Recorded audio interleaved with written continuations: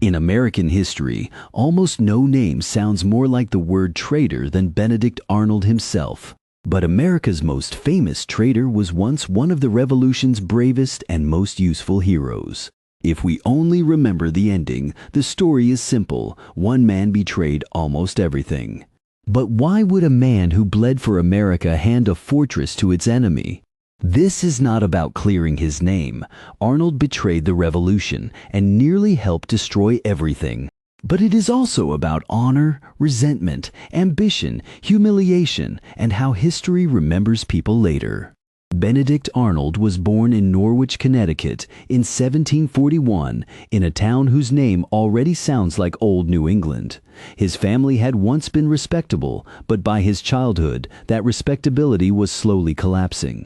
His father, also named Benedict Arnold, had been a merchant and a man of local standing, but drinking and debt gradually consumed the family's reputation, and with it, the young Arnold's sense of security. In that world, family honor was not just vanity. It shaped whether people trusted you, lent to you, traded with you, and treated you as a reliable man. Arnold learned early that dignity could be lost, that people remembered failure, and that they would not always let you forget it. He grew into a hard, sensitive, competitive young man, almost allergic to being slighted. That temperament would later make him astonishingly bold in battle and dangerously brittle in politics. He was apprenticed as an apothecary and merchant, learning medicines, trade, and accounts. He was not born as a soldier, but as a colonial businessman trying to win back status. As an adult, Arnold ran a druggist shop and trading business in New Haven, dealing with Caribbean routes, cargo, risk, credit, and the constant possibility of ruin. British trade restrictions and imperial taxation angered many colonial merchants. For Arnold, this was not abstract political theory. It touched his money, his pride, and his sense of manhood. He supported resistance to Britain not only because of ideals, but because he believed imperial policy humiliated men like him. He wanted liberty, but he also wanted to be taken seriously. In 1775, the shots at Lexington and Concord turned protest into war. While many people still hesitated, Arnold saw an opening. War rewarded men who moved first. He led Connecticut militia northward and fixed his eyes on Fort Ticonderoga, on Lake Champlain.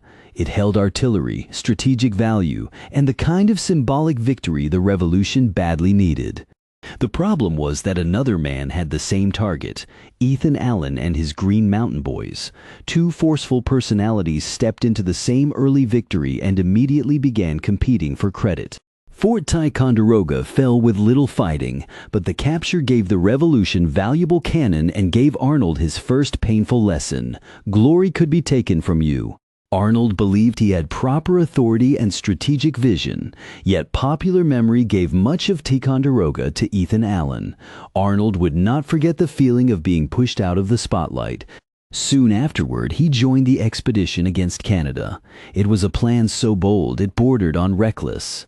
March through the Maine wilderness, reach Quebec, and try to pull Canada into the rebellion. The march became almost nightmarish. Men struggled through swamps, cold, hunger, and sickness. Boats broke apart, supplies vanished, and many soldiers turned back. Arnold kept going. He did not place himself safely above the suffering, but endured hunger and exposure alongside his men. Some admired him deeply for that. Others thought him almost mad. By the time the army reached Quebec, it was exhausted and weakened. On the last day of 1775, in a snowstorm, the Americans attacked the fortified city. The assault failed. Richard Montgomery was killed, and Arnold was wounded in the leg and forced from the attack. But he did not vanish from the campaign. He stayed involved in the siege. The defeat did not disgrace him. In many eyes, it made him look heroic. He seemed like the kind of officer who led from the front and paid in blood. But revolutions do not run on courage alone. They also run on Congress, commissions, seniority, factions, personal connections, and jealousies between states, and those were things Arnold struggled to tolerate. In 1776, the British planned to move south from Canada through Lake Champlain and the Hudson Corridor. Arnold understood that control of the lake might decide whether the revolution survived. He did not wait for perfect conditions. He scraped together a small fleet in a hurry. The ships were rough, the crews uneven, the training incomplete, but time was not on the revolution's side.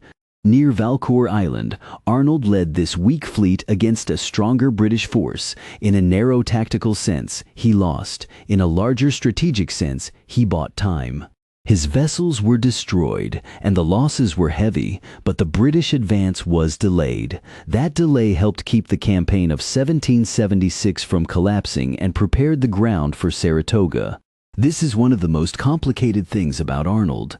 Sometimes he lost battles while helping win the larger situation. He was not a flawless commander, but he often saw urgency before others did. Yet when promotion lists appeared, Arnold again felt humiliated. The Continental Congress advanced men he believed had done less and risked less, while he was passed over. To a calmer man, this might have been a political frustration. To Arnold, it felt like the collapse of family honor all over again. Other men had once more decided he was not worth enough. George Washington respected Arnold's ability and tried to soothe him. But Washington could not control every decision made by Congress, and he could not heal Arnold's hunger for recognition. In 1777, British General John Burgoyne moved south from Canada, hoping to cut off New England. The American Revolution reached a critical moment, and Arnold again stood near the turning point. During the Saratoga campaign, Arnold clashed bitterly with Horatio Gates. Gates was cautious and politically skilled. Arnold was aggressive, impatient, and unwilling to hide contempt for superiors he distrusted. Their conflict was almost as intense as the battlefield itself. Gates disliked Arnold stealing attention, while Arnold resented being restrained by a commander he considered too timid. At Bemis Heights and in the fighting around Saratoga, Arnold's aggressiveness mattered enormously. He pushed attacks, energized troops, and threw himself into combat as the battle turned in the Americans' favor. After victory, however, public glory mostly went to Gates. Saratoga became a decisive turning point because it helped bring open French support to the American cause. Arnold paid heavily for that victory. His leg was wounded again, so severely that the injury became the most visible proof of what he had sacrificed for the Revolution. People have often said that if Arnold had died at Saratoga, he might be remembered today as one of America's greatest war heroes. That claim may be dramatic, but it captures history's cruelty. Up to that moment, his story had all the ingredients of heroism: courage, initiative, wounds, misunderstanding, and repeated service to a cause that needed him badly. But Arnold did not die. He survived with pain, debts, resentment, and a growing belief that he had given more than almost anyone, while safer men at tables looked down on him. In 1778, after the British evacuated Philadelphia, Arnold was appointed military commander of the city. The post looked prestigious, but it moved him from the battlefield into a world of money, faction, and temptation. Philadelphia was not a frozen frontier or a desperate lake campaign. It was full of merchants, loyalist families, political rivalries, elegant gatherings, and revolutionary suspicion about who was truly committed. Arnold enjoyed status and wanted elite recognition. His injured leg limited his ability to prove himself on the battlefield, so he increasingly tried to prove himself through lifestyle, marriage, and social rank. In Philadelphia, he met Peggy Shippen, a young, intelligent woman from a socially prominent family with loyalist connections. She later became his wife and part of the network through which British contact became possible. Peggy's role has often been exaggerated into that of temptress or master conspirator. A more careful view is that she had loyalist connections, but she does not fully explain Arnold's choices. Arnold's conduct in Philadelphia soon became controversial. He was accused of using his office for private advantage, making questionable deals, and misusing public resources.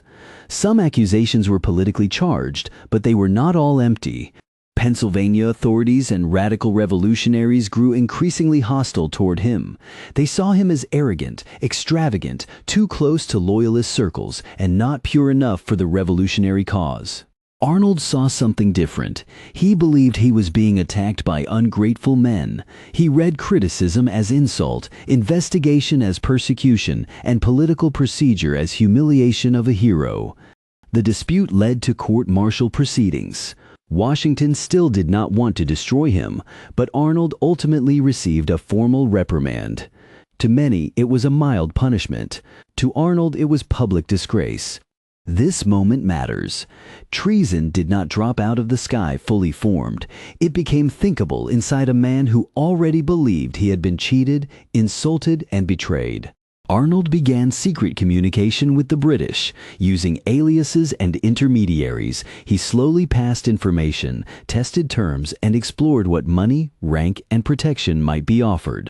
That step changed the story completely. Whatever bravery he had shown, whatever grievances he carried, from this point forward he was not merely an angry officer. He was choosing betrayal. The British were not interested because they admired his wounded soul. They saw a man with access, intelligence, resentment, and the possibility of handing them something strategically valuable. For Arnold, turning toward Britain seemed to solve several problems at once. Money, status, revenge, and proof that the Americans had never deserved his loyalty. It was a dangerous form of self-persuasion. He turned personal resentment into political judgment, framed betrayal as necessity, and imagined that selling loyalty could somehow restore dignity. In 1780, Arnold gained command of West Point. Located on the Hudson River, it was one of the most important American strongholds, guarding a route the British desperately wanted to control. If West Point had fallen, the consequences could have been severe. It was not merely a fort, it was a strategic hinge in the American defensive system. Arnold planned to hand West Point to the British. He was not surrendering after battlefield defeat. He was arranging in secret to sell a position that could have crippled the revolution. British Major John Andre became the key contact in the plot. Andre was young, polished, charming, and widely admired, and he would end up paying for the conspiracy with his life. The plan required secret meetings, hidden papers, and British coordination. Arnold provided sensitive information about West Point's defenses, troop strength, and arrangements. Yet the most dangerous part of a grand conspiracy is often not the grand design, but the small accident on the road. Andre was captured by American militiamen while returning toward British lines. Hidden documents were found on him. Those papers exposed the West Point plot and pushed Arnold's name into the darkest moment of the American Revolution. When the news reached Arnold, he was preparing to receive Washington. Realizing everything had been discovered, he fled at once to a British vessel, leaving shock behind him. Washington's reaction shows how important Arnold had once been. If Arnold had merely been an ordinary suspect, the betrayal would not have hurt so deeply. The pain was that the traitor had been one of their own. Andre was executed as a spy. Many Americans felt a strange sympathy for him because he behaved with dignity, while Arnold, the actual American traitor, escaped. The contrast was brutal. The young British officer was hanged, while the American-born conspirator survived and received British rank and promised payment. After joining the British, Arnold did fight against his former countrymen. He served in operations in Virginia and Connecticut, and his raid on New London became especially hated. New London was near the region of his birth. To many Americans, this did not feel like an ordinary military action.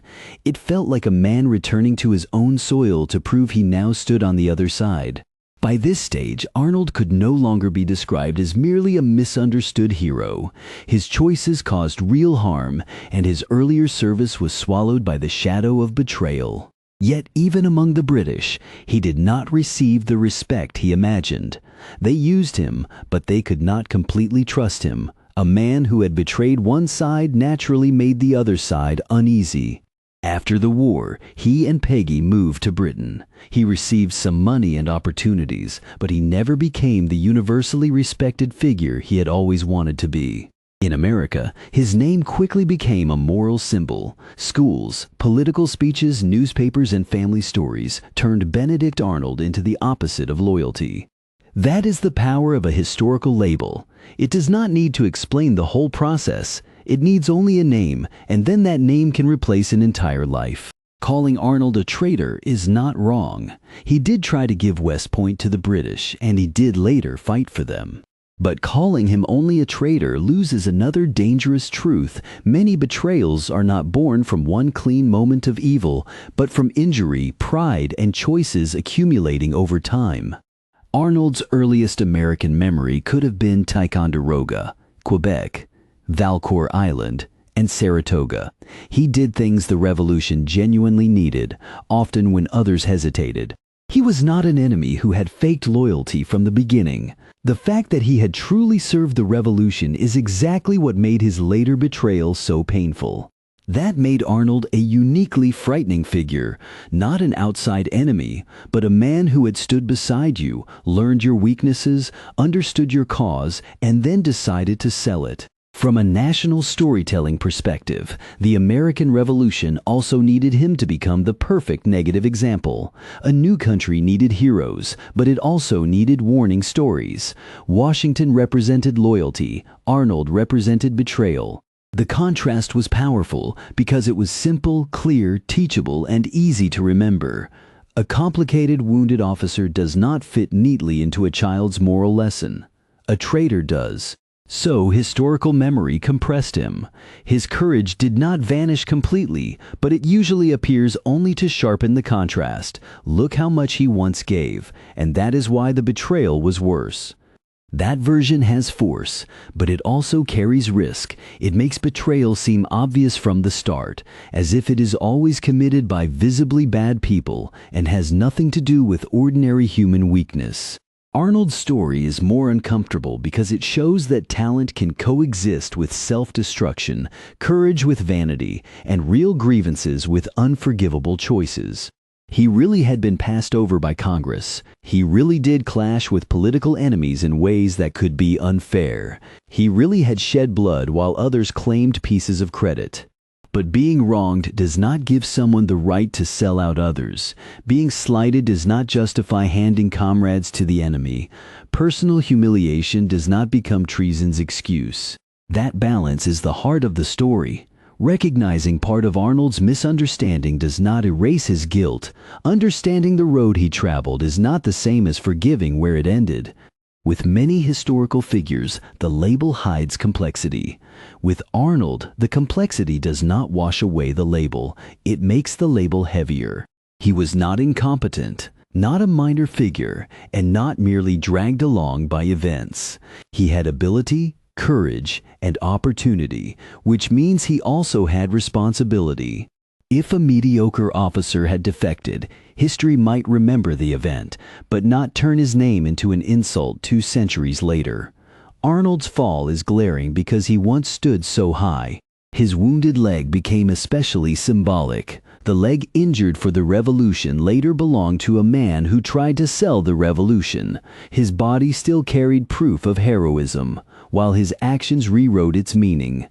Some memorials preserve that contradiction. At Saratoga, the famous boot monument honors the wounded leg without directly naming Benedict Arnold. It is almost the verdict American memory passed on him. The courage of that leg can be acknowledged, but the full man cannot be welcomed back into the Hall of Heroes. In his later years, Arnold continued looking for opportunities in Britain and in trade connected to Canada, but distrust followed him. Americans despised him, and the British never fully embraced him.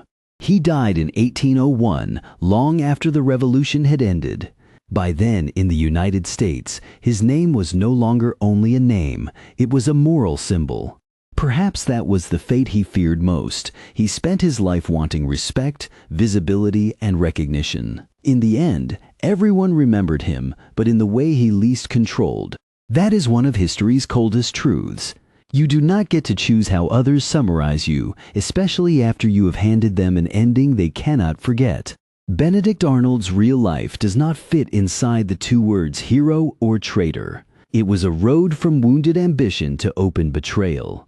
His story reminds us that historical labels often begin with real events, but grow sharper because memory wants convenience. Sharp labels spread easily, but they also cut away complexity.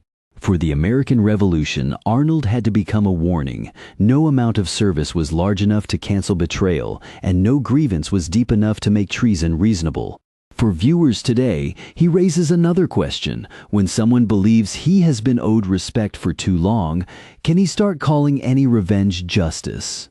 This is not only a problem from an old war.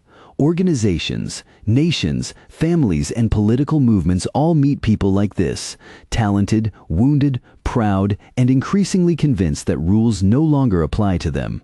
Arnold's tragedy is not only that he betrayed America, the deeper tragedy is that he handed all his real contributions over to one unforgivable choice and let that choice define them. Had he died at Saratoga, his name might have stood on monuments beside courage, sacrifice, and revolutionary victory. Had he mastered his resentment, he might have become a controversial but respected veteran, a difficult man with a terrible temper and very real achievements. But he chose West Point. He chose secret letters. He chose to use the enemy's promises as medicine for his humiliation. So history did not completely misunderstand him. History simply magnified his worst choice until it swallowed nearly everything else. That sounds harsh, but it may not be entirely unfair. Some choices really do reinterpret a person's past, making even earlier achievements feel uneasy. Arnold's problem was not that he lacked heroic moments. His problem was that he gave later generations a reason they could no longer celebrate those moments cleanly. When Americans say Benedict Arnold, they are usually not talking about the snow at Quebec, the boats at Valcour Island, or the wounded leg at Saratoga. They are talking about a warning.